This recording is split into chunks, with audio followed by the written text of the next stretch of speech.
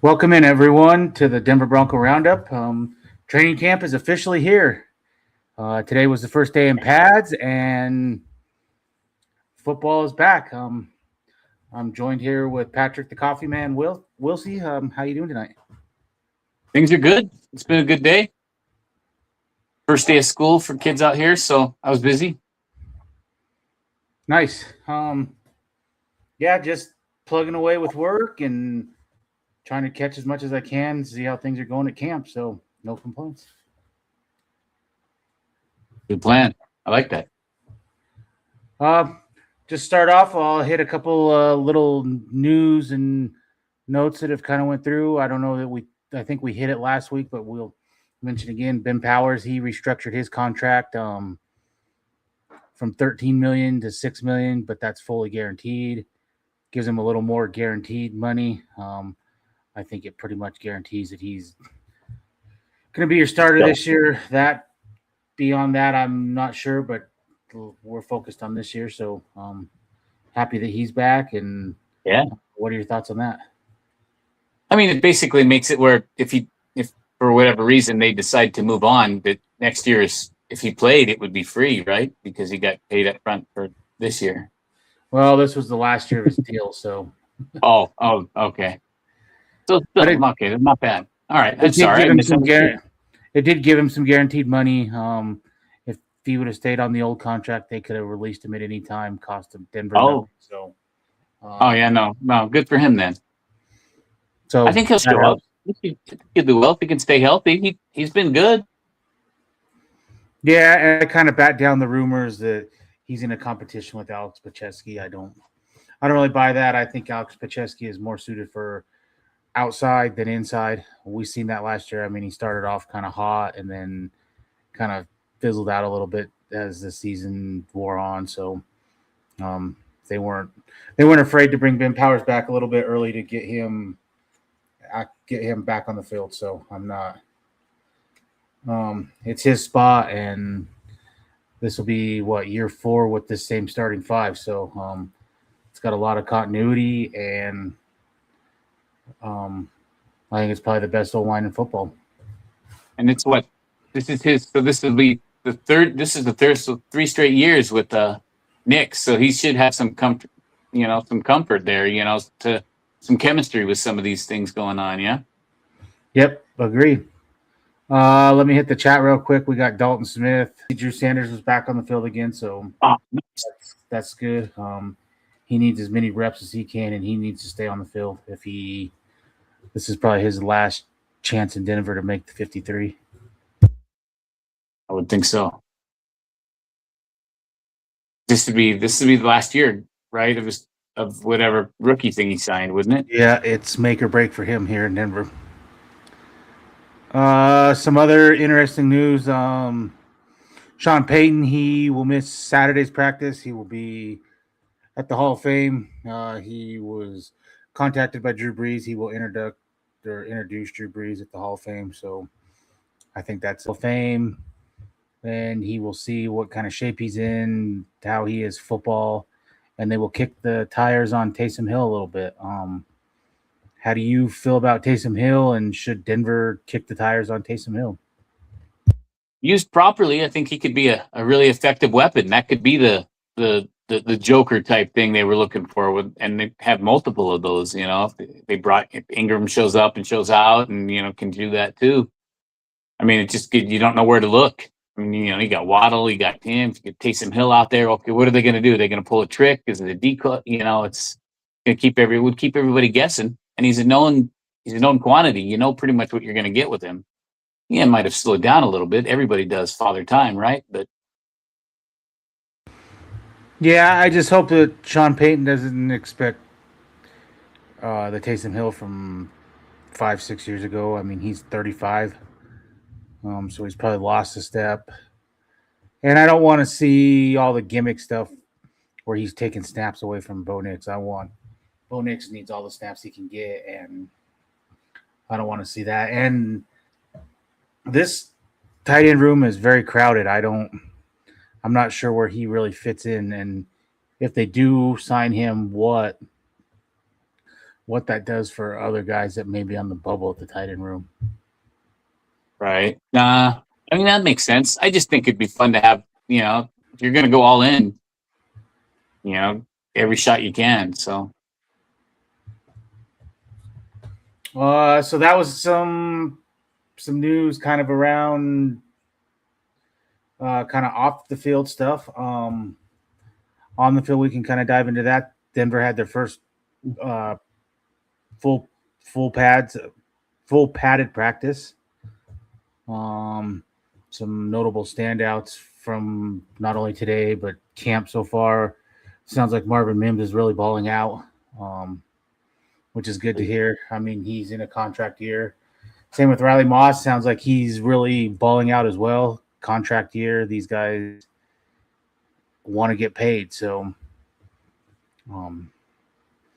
those have been probably the two big ones that I've heard standing out, but there's been other guys that have, really looked good. Jalen Waddle. What are your thoughts on Moss and Mims standing out early in training camp? I think it's great. I mean, you want to see that. I mean, hopefully they can use Mims. I saw a couple things that supposedly they're looking at him for more of a less snaps but higher profile type thing, so that he, on offense, he can still do the returns, whatnot. But they're looking for like him and Franklin to kind of maybe swap back and forth and just have 3rd and 18 or what, big groups, big plays, maybe. So I mean, I think it's definitely good news for him, because I mean, if anybody needs to prove themselves and get a name out there, I think it's definitely Mims. And Moss is just, I mean, I like Moss. I think he should do the pads on. Finally, they're running it. They can run at speed. They're not going to hit, but they can at least get a good feeling in there now and then. Get a little bit used to the the altitude with pads on, running with what do pads weigh? 8 pounds, 10 pounds? Yeah, probably somewhere in there. Hope you and all the posse juicers had a great weekend. The sheriff. Yeah. Nice. Let's see some other things. They all came out clicking right away. It sounded like they were making big plays right away.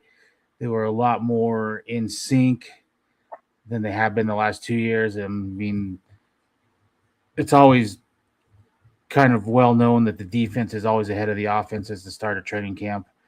But it sounded like the O kind of dominated the first handful, 3-4 days.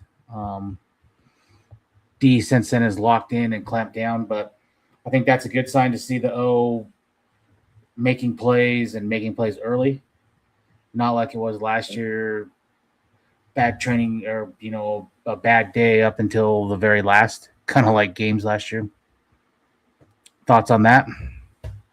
No, it is you want the O to surprise everybody a little bit, put the defense on their heels, because that's going to show the defense, if you're going to be practicing against stuff you've never seen, you're not going to be surprised when it comes to game day against, you're not playing against your own team, or at least as surprised. So it's good. Yep, I agree. I'm glad to see it. Sounds like Bo Nix, the ankle has had no problem so far. Unless it's heavily taped under the sock where you can't see, I mean, it doesn't I'm look not like quite sure how to help you with that. it doesn't look like there's any sort of extra padding or anything with the ankle.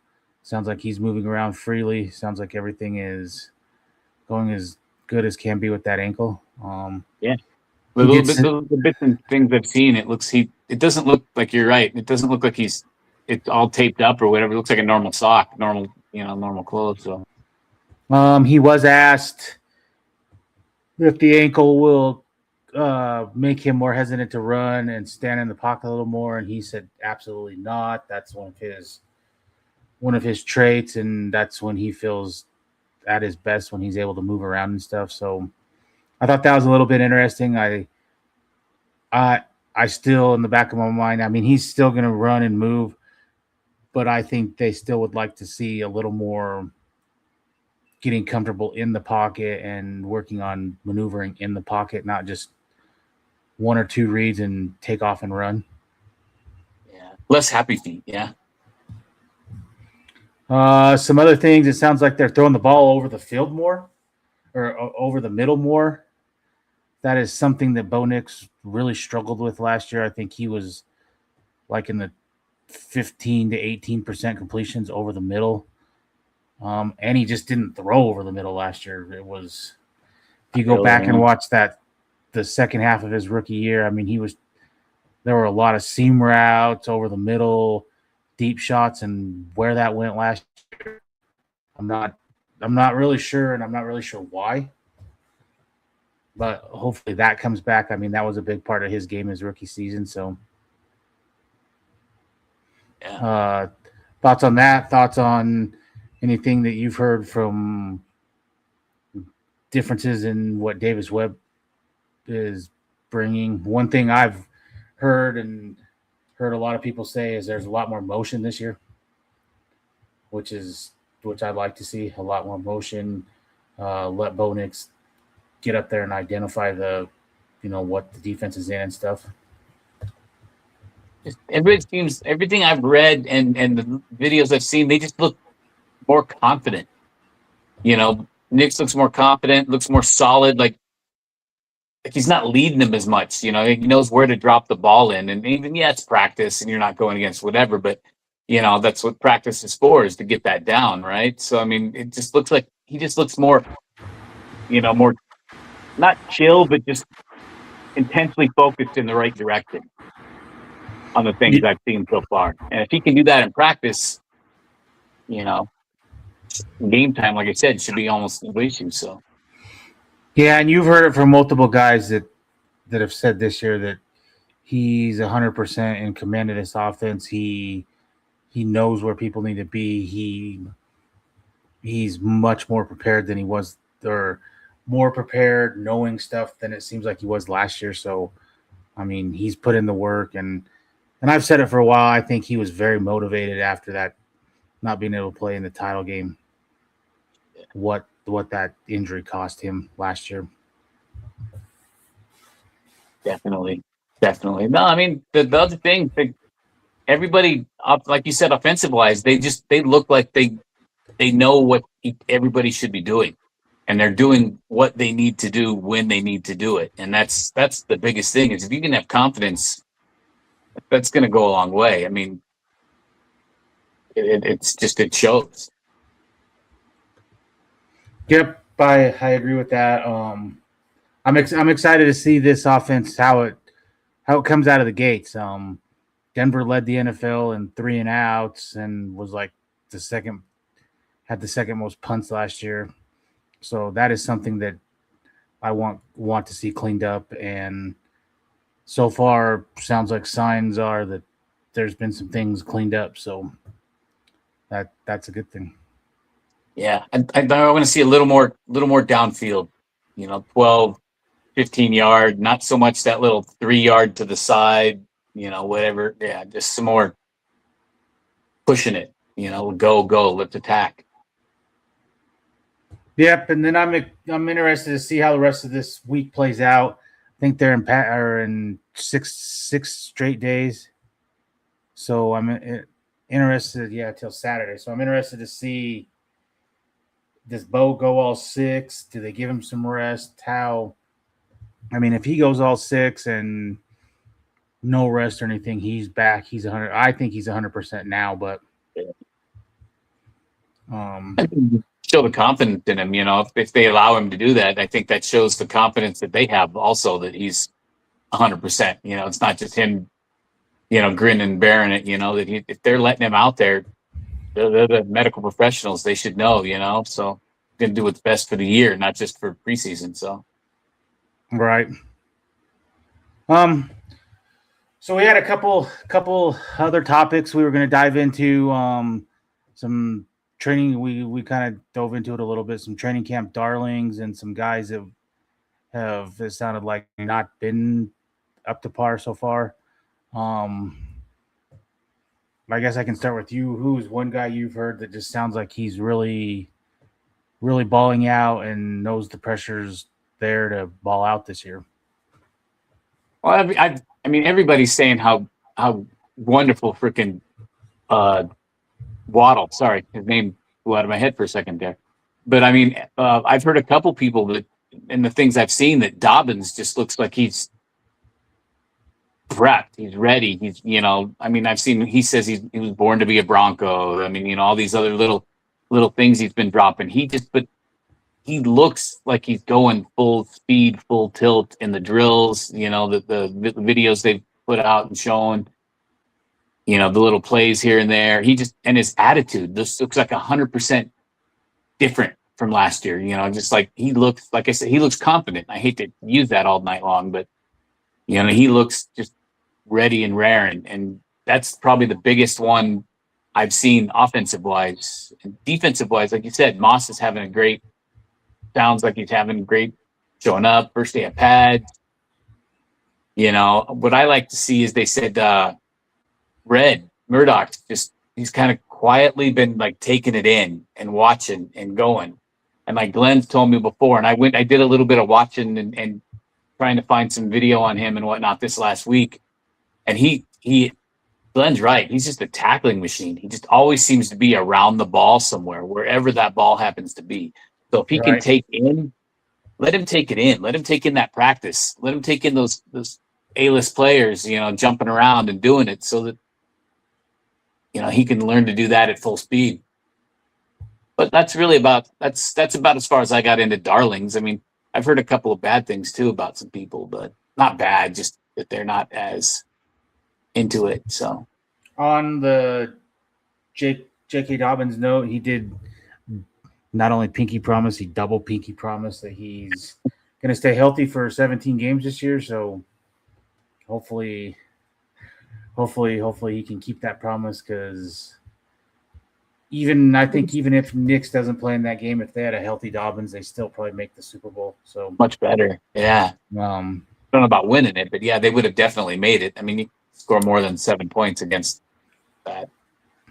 Right. Yeah. He's a very, very key piece to this offense. And one guy for me, I think that's been a little under the radar, that's making plays. And I think we've discussed this before. I think they're getting him primed and groomed up. I think they want him to take over Sutton's role next year, is Pat Bryant.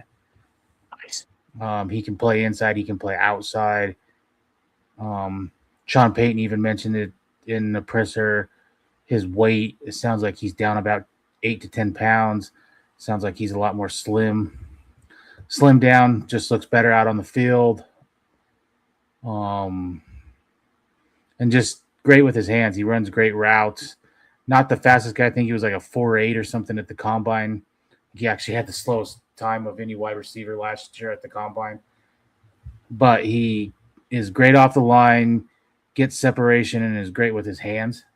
And, not showing his hands too soon before the ball gets there, so D-backs can read that. So he's been one of my under-the-radar guys that I'm really excited to see take that next leap, because down the season, up until those 2 concussions, they were starting to get him the ball more and more, and he was starting to make plays. I mean, I think he had the first 3 catches in the Buffalo game. So they were trying to get him the ball. So he's one for me. Nice. Then on defense, one guy that I've heard has been making plays is Alex Singleton, which is great to hear because you get people back on both sides of the fence. He can't cover linebackers. We could have upgraded. He's not that good. And then you got the other guys that love everything that he brings to this team and recognizes the stuff he does. So those are two under the radar guys that have stood out for me. And we can go to the kind of the negative. Who are some guys that you've heard have not looked the greatest so far? I mean, it's not that I'd so much heard, just the little bits of video they put out and whatnot. It just doesn't look like they're trying as hard, and the only one that I'm really put that way is it seems like, a couple of the offensive line guys, it's like they're kind of phoning it in. And I'm not going to name names. It's kind of an overall. Maybe it's because practice is new, they're trying first day of pads. But, a couple of people I talked to that live out Denver-wise that went to practice today just said that they just, I don't know, almost like they looked tired, like they were hot or something, they just not used to the weather or whatever. I'm not sure, but they just looked, the word my buddy used was lackadaisical. So, I mean, that would be kind of sad to see that if they're going to jump in like that, that would be, but. I will say one thing with the linemen, they're probably the ones at the most disadvantage in 7-on-7s and they're, this type of thing because they can't cut any guys. They can't go low. It's just straight up. They can't use all their techniques that they normally would in a game. So I will say that they're probably at the most disadvantage in camp because of it. And yeah, you're right. If they can't go full speed, that makes sense. I didn't factor that into my thoughts. I was just listening to what my buddy was telling me, from when they were out there. They're going to go again Wednesday, I think it is, or Thursday. So I'll see if I can get some better. I mean, not getting any video out of it, obviously, but at least, them telling me kind of what's going on. And then for me, kind of one under the radar guy I've heard that hasn't looked all that great is Tyler Bidet. It just sounds like he's, missing some blocks out there. He is a little slow on a few things, and that's probably not a good sign, especially since he's made the 53 the last couple of years, and it's probably one of the big reasons why they brought in more running back competition this year. So that's probably not a good sign for him. Because he kind of barely made it the last year, right? I mean, it was kind of bubbly. Right. And then some on the bubble guys that I think Denver's they're gonna have to play the cut and we'll bring you back on the practice squad and we'll elevate you and that type of thing are two wide receivers. Little Jordan Humphreys sounds like he's just makes a big play every day. And then Hakeem Butler sounds like he has incredible strides and he is fast down the field. He's big. He's like 6'4", like 230. He's a big wide receiver. So those are two guys that they're going to have to – that's going to be interesting to see what they do. Will they keep 6 wide receivers? Will they try to trade one of these guys? Does that afford them to trade a Franklin or someone else? What do they do? The wide receiver, I think, is probably the most one of the most interesting positions. What they do after about the 4th wide receiver. So, I'm interested to see that. Yeah, I'd like to see Butler jump in there and go. But I mean, if he jumps in and goes, it's gonna. Who's that? Like you said, who makes that odd man out? I mean, Mims has at least got returning, so he's got a good shot at staying in with that and being in there. But does that make Franklin, like you said, trade bait, expendable? Because I mean, he's not going to make it if you put him to practice squad. Somebody's going to pick him up practice squad wise. So, right. That is interesting. That is going to be kind of fun to check in and watch. hit a few more comments here. Michael Ronquino, good to see you. He says, good evening, Jody and Patrick. Go Broncos. And thanks for the 100 stars. We No appreciate doubt. that. And then this is about a perfect time to hit our ad sponsor, and I'll add Keith put this in the chat as well. And thanks, Pearl, for everything. Morgan Trinket's next show. It's one of her favorites. It's the Greeley Dog Show, August 14th to the 17th. So that sounds like it's a good time. And that'll be coming up, next weekend. So, right. I don't remember it being all that big before, but it's been about 18 years since I've been in Denver, so maybe it's growing. So, yep, like everything else.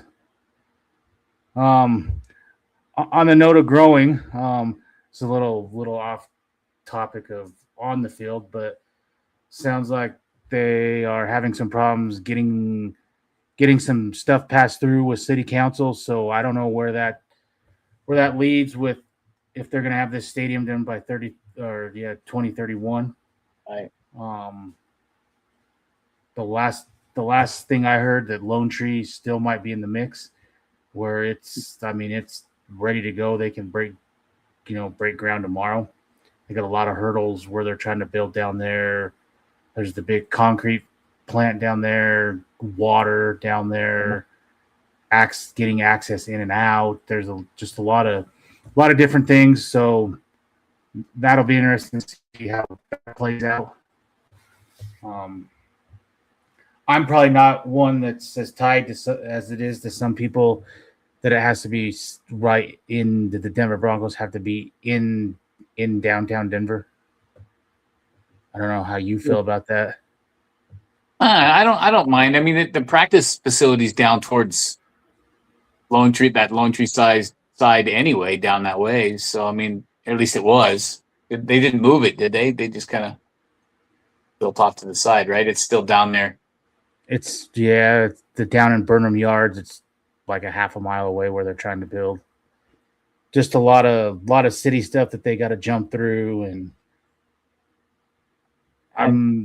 definitely go the less route. I mean, Lone Trees, if it's ready to go, it's more space, it's more stuff you can add to what you want to do. Right? Change things up, make it bigger, make it bolder. I don't know. If they want to make it a whole entertainment type complex type thing, you can put a lot of stuff out that way then. And there's a lot of teams that don't play in the city that they're named after. Dallas, the Giants aren't even in New York. San Francisco. I mean, there's plenty out there. So the Reds or the Commanders, there's plenty out there. So I don't think it's as big deal as some make it. I'm not really sure why they're going through the extra hoops to keep it right there in downtown. I'm not really sure, but I thought that was everything is pretty close. I mean, Coors Field's right there. Yeah, they all are. Yep, they all are right there. So, I mean, make it almost a one-stop shop if they did go that way. But hit the chat again. Glenn Ashley says you have to take a lot of what's seen now with a grain of salt, even with preseason games. Peyton Webb, Joseph won't show full suit of plays. I agree with that. I think you'll see some. I think Davis Webb's going to want to show just a little bit to, keep teams on edge. And hey, you better watch out. We're not just going to throw these bubble screens and a handful of these outside throws. We're mixing things up, and you better be ready for the full playbook. Definitely. Definitely change it up. Like you said, hopefully push it down the field a little bit, but don't let everybody know how. Let them find out as they're getting their butts burned. Don't give them the beforehand. Yep. Glenn also says the O-line won't look like anything due to limitations on hits, and also they'll be in a higher load of practices of these on machines, etc. And I agree with that. Like I've said, they're the ones with the most disadvantaged just because they can't go low. There's a lot of things that they can't do just because they don't want to get someone injured. So, right. Well, rushing that way too, right? Rushing the passer, right? I mean, Benito and those guys, I mean, they're not going to be able to go full speed practice-wise either. So at least show up, which they shows they've been doing so far. So, and then I'll bring up Drew Sanders. He's back at practice again for what that's worth. Hopefully he can stay healthy. I was going to dive into that for a little bit. What is something you wanted to see from Drew Sanders this year besides just get on the field? It's definitely the biggest one I'd like to see is, being able to stay on the field, not just get on the field, but, stay out there and just give us a reason why they picked him when they picked him and why they've stuck behind him so much. I mean, there's got to be something they're seeing when he is able to get out there and practice and do whatnot. There's got to be something that sucked them in, that's making him, okay, no, he'll stay. He can stay, kind of thing. I like that they've stayed behind him, even though he's been hurt, and but there's got to be a reason. It'd be kind of fun to see what that reason is if he can show up and prove his spot. Right. Yeah, and I'm the same way. I want to see what he offers. Hopefully, he can. I mean, obviously, stay on the field because he was dynamic coming out of college. I mean, he could play inside, he could play outside. And it's a position that they are very lacking depth inside. So that is a spot that I'd like to see if he could kind of solidify depth there, or because it sounds like he's kind of been bouncing back and forth.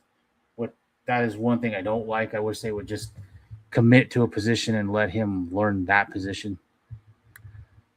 When he's had time. Maybe he's kind of, learned a little bit of everything. Maybe that's where he could prove his value, is being able to step in either or, when they needed somebody's tired, somebody's, getting beat, whatever it is, maybe that's somewhere they can float him around a little bit of a floater type role. Yep. I think really that's kind of how training camp's been so far. Besides Wattenberg going down, which sounds like he's going to be all right. There's been really no injuries to speak of, knock on wood. Glad to see the O coming out firing on all cylinders to begin camp. Yeah. I think that's very important.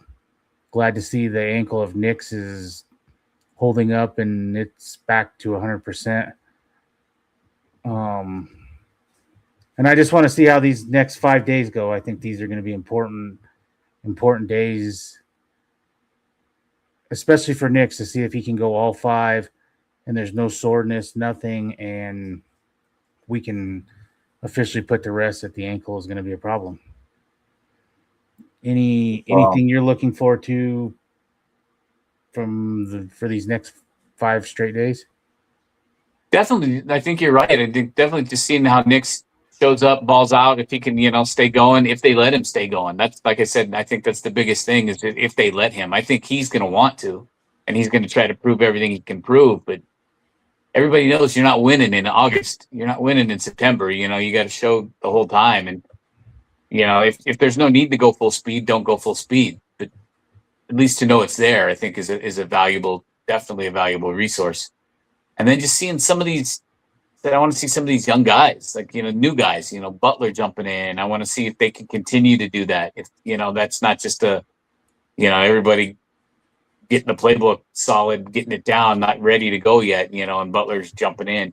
Because, I mean, it's just only thing that scares me about like him is he's had 3 teams, kind of been part of 3 teams now, 4 teams now. And I mean, it makes you wonder what aren't they seeing that we're seeing, or are we seeing, are we got blunders on? So I'd like to see if they can continue to show up. And it sounds like drops was the problem early on in his career. Yeah. But I also did hear that he'd had a hand injury and had to have hand surgery. So I don't know how much that plays into it. Definitely the hands at that position. So, Michael Ronquillo has a question for you, for both of us. Actually, he says, one Broncos player each that stood out in training camp today. I can go first. Riley Moss, and I think he's been stacking days. He had that interception. They kind of compared it to the Jaquan McMillan interception in the Buffalo game. I think he knows two things. I think he knows he's got a payday coming and he can make himself some real coin. And I think he also knows he's got a first-round pick hot on his heels. So he's been one that, from all reports, has been really balling out this camp. I'll flip on the other side. I mean, the 3 or 4 things I've heard that Harvey's actually just been all over the place. Running out for the small passes, doing just looking like he's not I don't want to say showing, but just looking solid, I'll overuse it, confident again. Like he's going to learn his spot and know when he gets in what to do. Whereas last year there was a few times he looked kind of herky jerky, a little jumpy. So far everybody's been saying he looks to be committing a little bit more of that first boom and go and whatnot. At least the people I've talked to, the little bit I've done. So. And Sean Payton, he did say that RJ Harvey is definitely in the mix to be that third down running back. So, I mean, take that with a grain of salt, I guess, but he did say that. I guess it depends on what you need for third down. I mean, right. You need that 1 yard. I still want that thumper if you only need 1 yard. You know what I mean? But yep. Glenn Ashley says on Nick's ankle, and to be honest, all players should have their ankles taped with heel hooks to minimize injury. Poor turf, landing on feet of teammates, opponents, and ability to get caught up in tackles or landed on. It is as essential as water in my playing days, basketball and Australian football. Yeah, I agree with that. And it may be taped where you can't see, but there's nothing taped high up the ankle because he's wearing, ankle socks. Right. There's no. Yeah, it didn't look thick. You can definitely tell there's no ankle brace or there's no special cleat, high top cleat or any of that. So if there is something, it's very minimal down there. So I think that's all a good sign. And if you watch him, there's no tenderness when he's throwing, that type of thing. He's moving around, he's running, that type of thing. So I'm not worried about the ankle at all. Yeah, my boys told me that practice-wise, obviously, but I mean that he just looked solid. He looked like he was committed to the throw and go here and go there. Not so much the happy feet, whatever. But at least happy feet, his ankle's not hurting him, right? Because he's jumping his feet around. But right, they did say he looked solid. He looked, like he in command of everything. Even though, I mean, yeah, it's practice, but I mean, still, he just looked intense. And then someone chimes in: is there a true backup QB battle, or is the media making too much of nothing? I'll let you go first. I've seen a few things. They seem to be featuring Ellinger a lot more. If I'm saying his name right, Ellinger, yeah. But anyway, they do seem to be featuring him a lot more with the second, third team kind of things. Putting him up in a little more of a prominent spot than. And I don't know if they're just resting Stidham or what the deal is, but they're giving him Ellinger his shot to ball out or to screw up or just to do whatever he's doing, but I have heard they've been pushing him a lot more.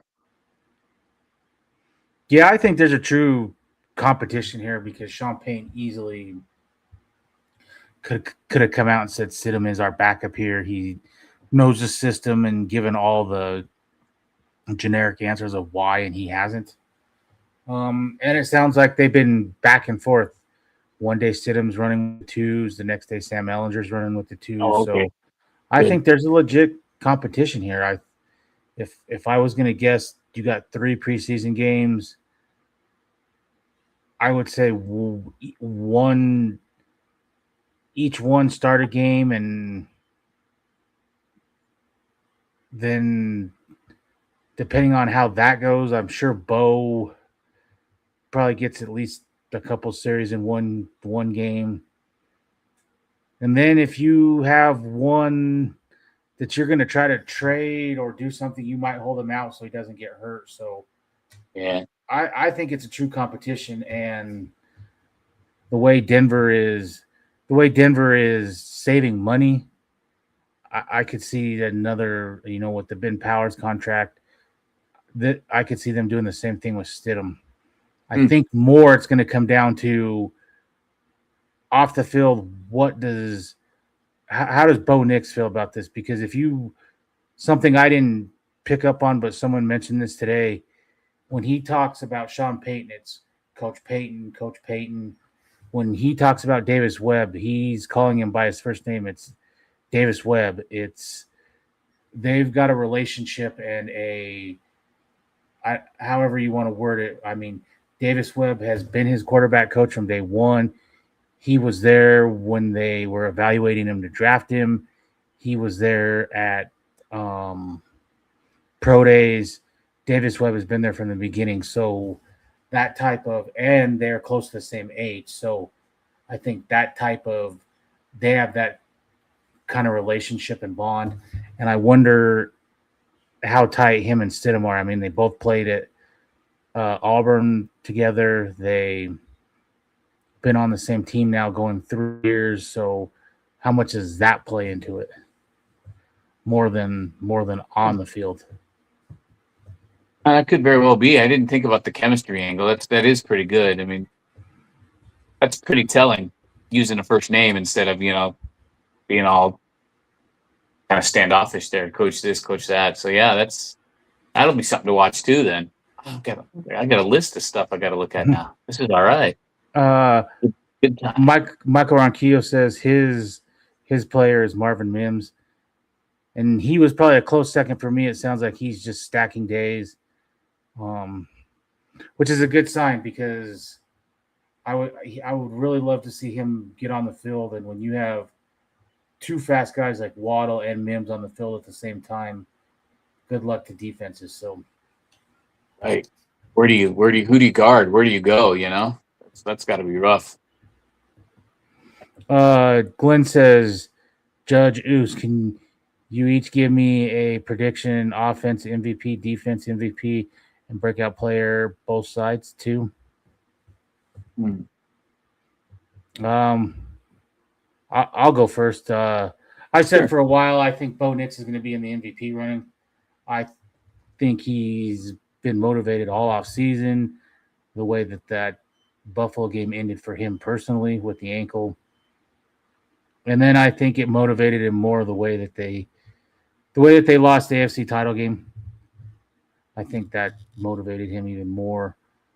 So for me, that's an easy one. Bo Nix on the offensive side.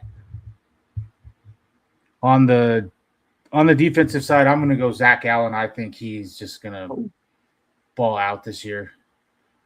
He's going to have to make up a little bit for the departure of John Franklin Myers, and I think he will. I heard someone say the other day, and I was kind of on the fence about it, but the more I think about it, they may be right. Someone had said, is Zach Allen on Hall of Fame trajectory? And if he continues the way he's going, is he on the Hall of Fame path? And I would have to say, yeah, for an interior lineman and what he does every year, I think so. And then breakout players. On offense, I think that's another easy one for me. I'm going to go Pat Bryant. I think Pat Bryant's going to have a big year this year. And that may come at the expense of Cortland Sutton a little bit, because I think they're going to try to get him acclimated and ready for next year to take over that role. So I expect a big year from Pat Bryant. And then on the defensive side, I think Jaquan McMillan is going to build off of last year. And I think he's going to make it where Denver's going to have almost an impossible situation if they can only keep McMillan or Moss. So I wouldn't want to be in the Broncos' shoes having to make that decision. How about you, Patrick? Well, I could definitely agree with your Knicks, but I think it's going to be more. I think J.K. Dobbins is going to be the one to back him up and go. I mean, if he can, like you said, if he's healthy all 17 games, and he's a thumper. He's going to hit it. He's going to run. And I mean, if you can, you can provide that any part of the field, but if you can definitely provide that, I mean, look at Harvey last year when in the red zone was just, that phenomenal. So, I mean, but if you can get them to the red zone, I think it's just as strong. So I really think Dobbins will be more the offensive side or MVP wise. Breakout offense is. I'll add one thing on Dobbins. Dobbins said that if he plays all 17 games, he'll lead the NFL in rushing. And that's a bold prediction, but if that comes true, I like it. This team is going to be almost impossible to stop, because even if Nick's just has a average passing year like he's kind of had last year with an elite running game, this team is going to be almost impossible to beat. So if that prediction comes true, get ready to see us in the Super Bowl, boys. Agree with that. A breakout offensive wise, honestly, I think I'd go with. I'm going to go with Waddle, because I think he's got a little bit of something to prove, that little bit of chip on his shoulder, and to show this is why they traded for me. This is why they brought me in, and just to. You got all that other stuff, all those other. I don't want to call them decoys, but all those other. Where do you look? Where do you go? So I think he's the one that's going to jump in and jump out with being a breakout player. Let's see, defensive. I think I'm going to go with Riley Moss, honestly, because I think he's going to show up. He's going to prove that, you can have two, not necessarily lockdown corners, but, where do you throw at?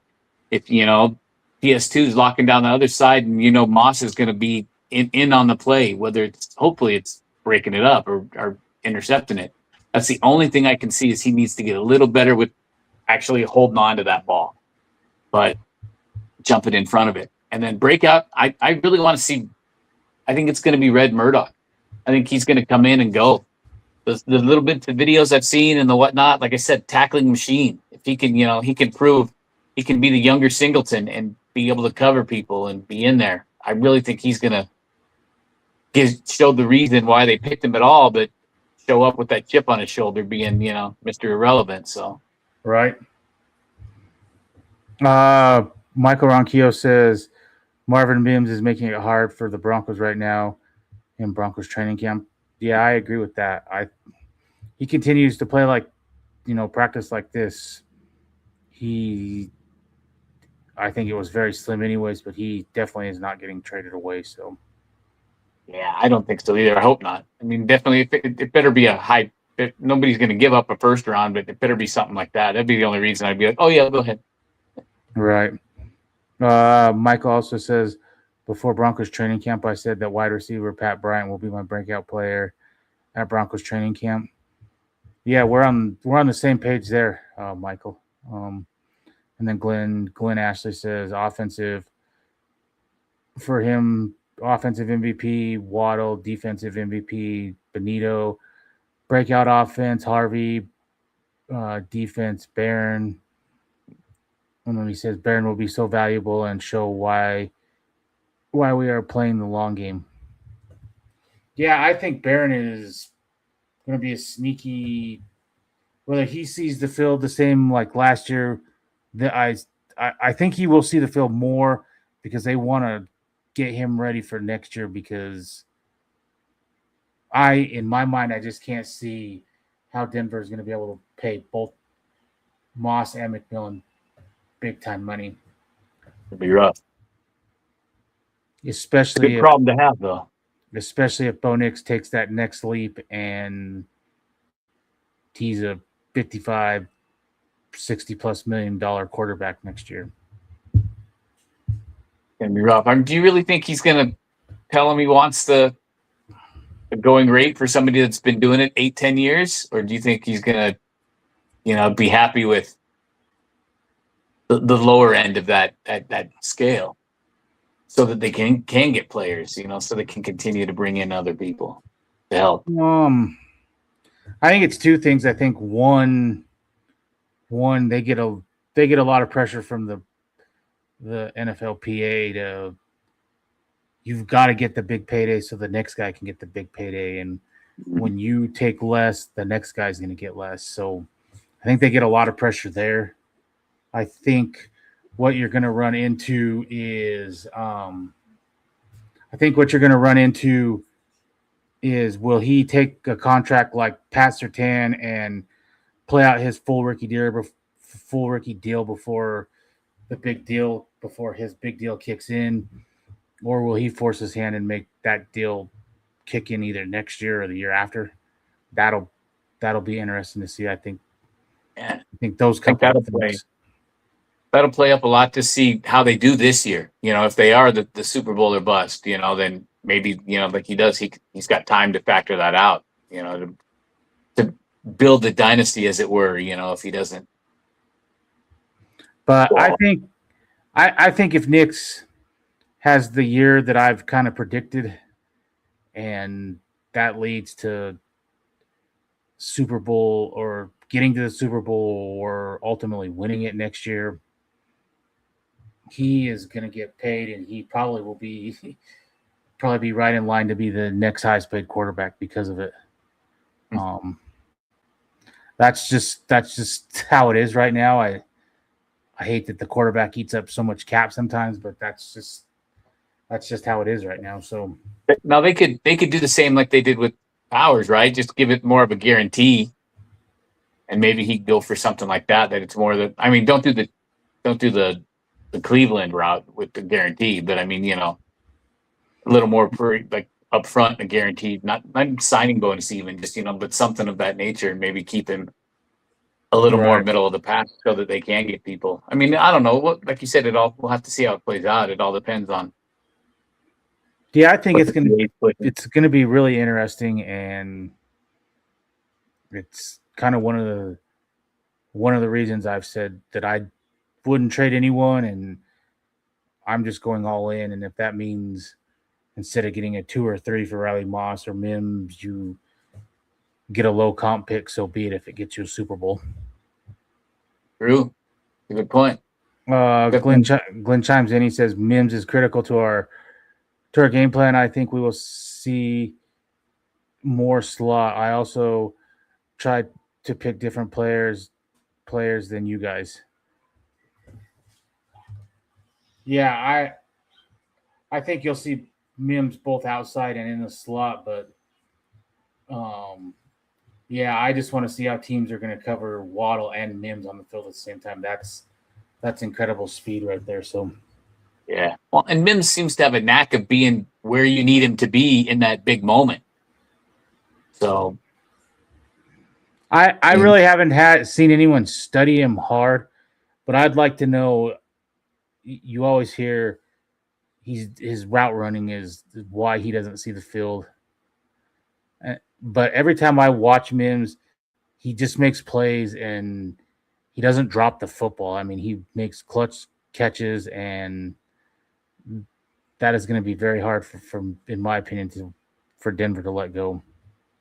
Yeah, definitely. Those big plays add up and stay in your memories. So it's good route running's important, but it just shows you can learn, and you can regurgitate things. Maybe that loosey-goosey kind of way, maybe he's doing it that way and gambling.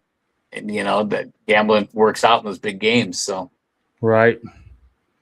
Glenn also chimes in. He says if Nix takes a slight pay cut, we could keep Moss and J-Mac. Nix is the type of player to do that. And I also think Moss might take less to stay long-term.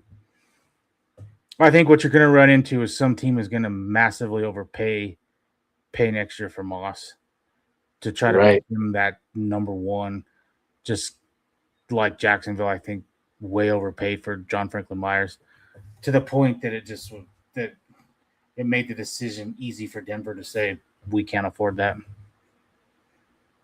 Right. Well, same as back in the day, right? When Houston way overpaid for I can't remember his name now. That 6'6", 6'7", our backup that helped us win. Brock Osweiler. Brock Osweiler.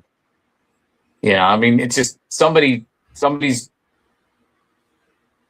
I can't think of it. I'm not trying to not nervous, but they're, we got to get him. Got to get him. They're just so enamored by whatever, and I think, yeah, somebody will overpay. I think you're right.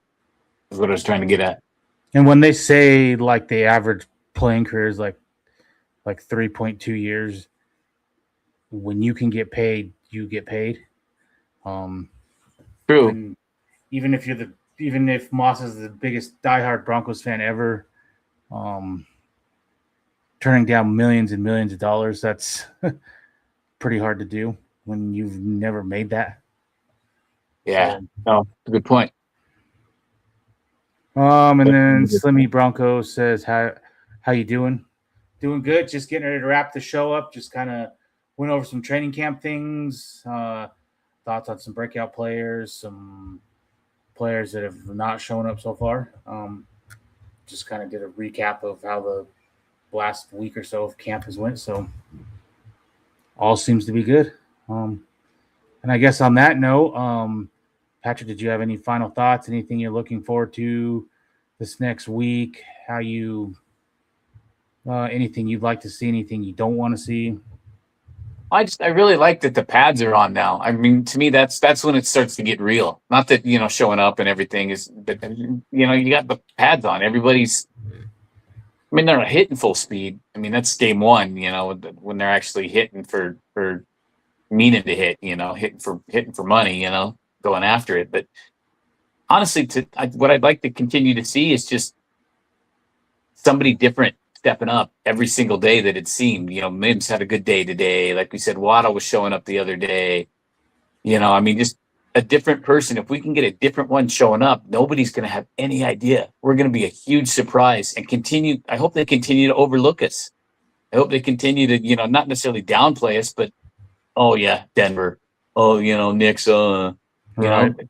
I think that puts that heart, that chip on the shoulder that I like. And I think Nick's is going to be, he's going to be the one to walk up and just, flick and knock that chip right off and just be subtle about it. Because as you've said, one of the top quarterbacks in 3 years, he's won more games than people. He's completed more passes. He's had more touchdowns than all these big names that everybody keeps throwing out there. So I want to see that. I want to let them overlook it.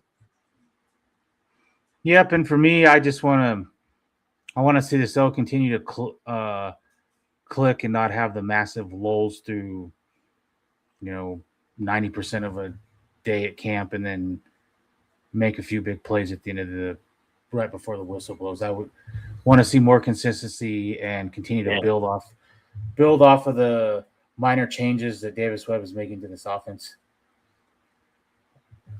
Definitely. And then I just want to keep seeing the D do what it does. It's carried this team the last 2 years, and I expect them, if they do take a step back, it's a slight step back, and expect them to carry their weight as well. That's what I want to see. And then obviously no injuries. Right. Oh, we're all in. We're all in this year, and I don't want to see that get derailed by injuries like it was. We had that happen last year, so the football gods owe us. Definitely.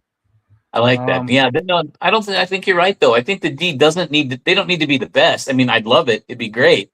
But, I mean, just to be solid and I'd like to see them not be the reason for everything. If they do take the step back, it's because the offense is giving them the reason, not coasting, but letting them, that they don't have to be the super duper save our skins,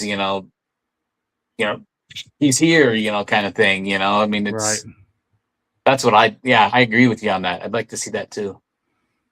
I'll hit a few more comments, and then Michael Ronquillo says Walmart money. I agree with that. and that does allow you to do True. some different things that other teams can't with the cap. And then Slimmy Broncos says, I like to take the time if you guys get out here and thank everybody for the prayers. Yep. If you make it out there, reach out to Biggie Bronco. Oh yeah. And on that, I think we're gonna get out of here. We'll let you guys know for a Wednesday show if anything breaks in the next couple days. We'll let you guys know. If nothing too much breaks or nothing too exciting, we'll probably just hold off till Saturday. We'll go from there. If something major happens in the next 2 days, we'll definitely let you guys know. We'll be on for Wednesday. Like, share, subscribe, Facebook, YouTube. Every little bit helps. And Biggie Bronco also says, are there surgeries today? Their surgery today came out good, sore, but thanks everybody for the prayers. Yep. Keep praying for the Slim Broncos. And Michael says Waddle is the game changer for the Broncos this 2026 NFL season. I agree with that. And on that note, thank you everybody for tuning. Oh, go ahead real quick. Oh no, I just want to thank Trevor for getting the graphics for us and getting all set up, sitting kind of spinning the wheels behind the scenes for us. I just want to, because I have no clue how to do any of that. So I really appreciate him jumping in and doing that for us. So sorry. Yeah. Yes, thank you. That's probably the first thank you I should have thrown out there. That's bad on my part.